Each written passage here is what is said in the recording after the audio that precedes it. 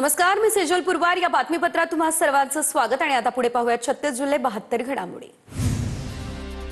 कोल्हापूरमध्ये कृष्णराज महाडिक घेणार मुख्यमंत्री फडणवीस यांची मुलाखत. 12 जानेवारीला मुख्यमंत्री फडणवीसांचा टॉक शो. कृष्णराज महाडिक आणि अभिनेते स्वप्नील राजशेखर मुलाखत घेणार. वरिष्ठांच्या आदेशानंतर कृष्णराज महाडिक यांनी निवडणुकीतून घेतलेली माघार. पुण्यात दोन्ही राष्ट्रवादींचा संयुक्त जाहीरनामा प्रकाशित. पुण्यात सर्वांसाठी मेट्रो पीएमपीएमएल बस प्रवास मोफत मिळणार. जाहीरनाम्यातून राष्ट्रवादीचं आश्वासन. अजित पवार, सुप्रिया सुळे आणि अमोल कोल्हे यांच्या उपस्थितीत जाहीरनाम्याचं प्रकाशन.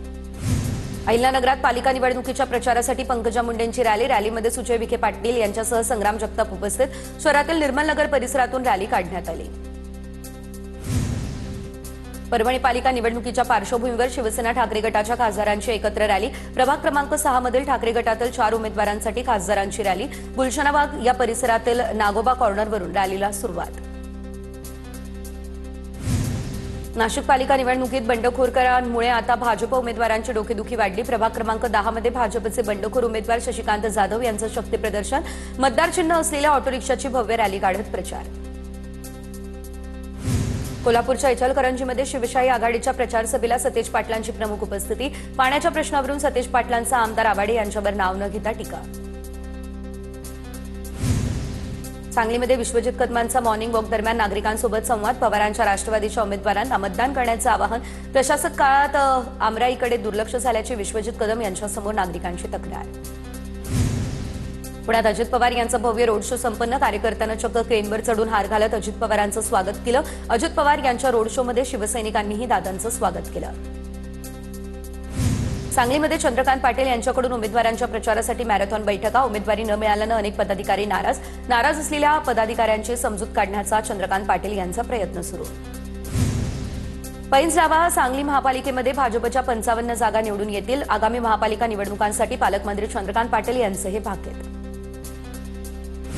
सांगलीमध्ये महाविकास आघाडीचा काळा फित्या लावून प्रचार. तर सत्ताधारी पक्षाच्या उमेदवारांकडून प्रभागातील मतदारांना आणि नागरिकांना धमकावण्याचा आणि दबाव टाकण्याचा प्रकार. छत्रपती संभाजीनगरात अपक्ष उमेदवार सौदागर मोहम्मद यांच्या उमेदवारी अर्जावरून वाद. तर अर्जावरती औरंगाबाद लिहिलं तरी अर्ज वैध ठरला. संजय शिरसाट यांच्याकडून उमेदवारी अर्ज बाद करून कारवाईची शिरसाटांची मागणी. धाराशिवच्या उमरगा पालिका उपनगराध्यक्षपदी काँग्रेसचे विजय वाघमारे बिनविरोध. उमरग्यामध्ये शिवसेना आणि काँग्रेसच्या युतीच्या चर्चा सुरू होत्या. मनमाड नगर परिषदेतील शिवसेना गटनेतेपदी महेंद्र शिरसाट यांची निवड. शिंदेच्या शिवसेनेचे जिल्हाप्रमुख सुहास कांदे, नगराध्यक्ष योगेश पाटील आणि शिवसेनेच्या सर्व नगरसेवकांकडून शिरसाट यांची शिफारस. जळगावमधल्या चाळीसगावमध्ये उपनगराध्यक्ष पदासाठी सत्ताधाऱ्यांमध्ये चढाओढ. 13 जानेवारीला होणाऱ्या विशेष सभेत उपनगराध्यक्ष पदाबाबत अंतिम निर्णय होणार. नंदुरबार नगरपालिकेच्या उपनगराध्यक्षपदी शिवसेना शिंदे गटाच्या प्रथमेश चौधरींचा दणदणीत विजय. 42 मतदानापैकी आता सर्वाधिक 30 मतं तर भाजपला 8 मतं पडल्याची माहिती.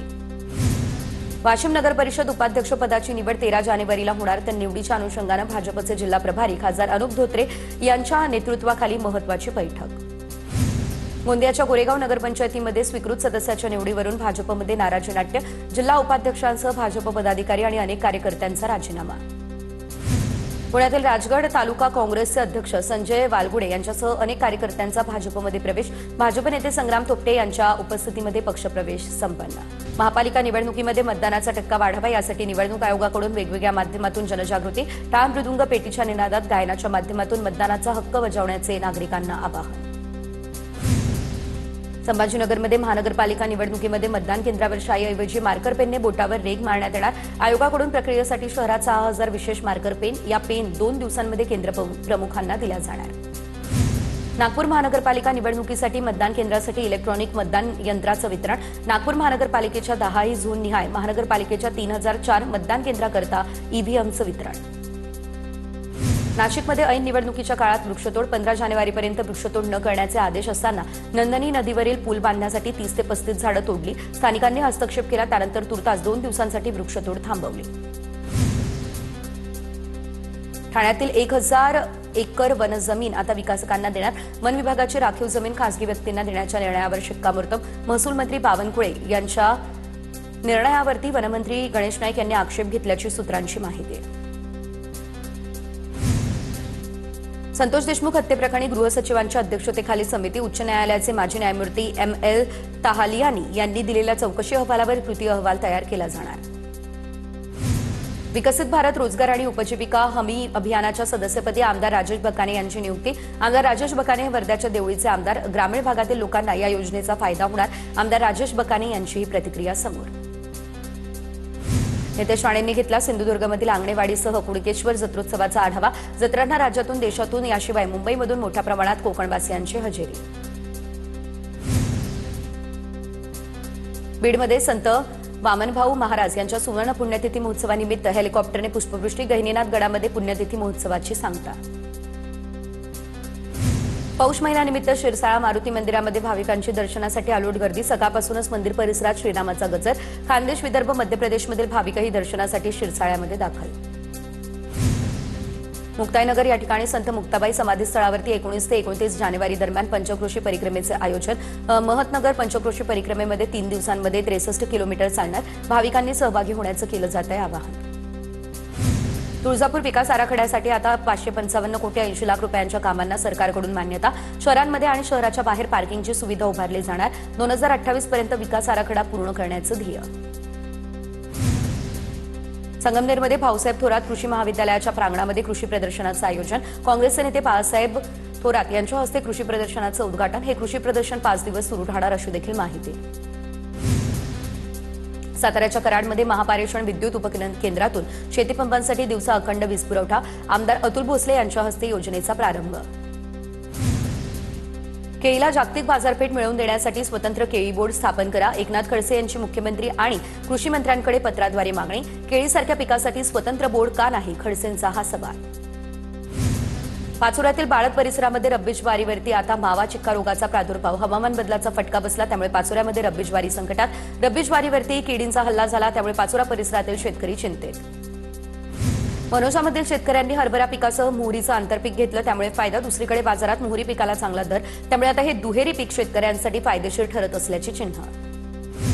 नंदुरबारमधील आयन मल्टीट्रेड साखर कारखान्याविरोधात ग्रामस्थ आक्रमक. ग्रामस्थांच्या आरोग्यासह शेती पिकांचं मोठं नुकसान होत असल्याची तक्रार. जिल्हाधिकाऱ्यांकडे कारखान्यावर कारवाई करण्याची मागणी. वाशिमच्या पैनगंगा नदीवरती उभारण्यात आलेल्या बॅरेजमधील पाणीसाठा झपाट्यानं होतोय कमी. पाणी पातळी खालवत चालली आहे त्यामुळे शेतकऱ्यांमध्ये चिंता. उन्हाळ्याच्या पार्श्वभूमीवर बॅरेजमधून पाणी नियंत्रित करण्याची शेतकऱ्यांची मागणी.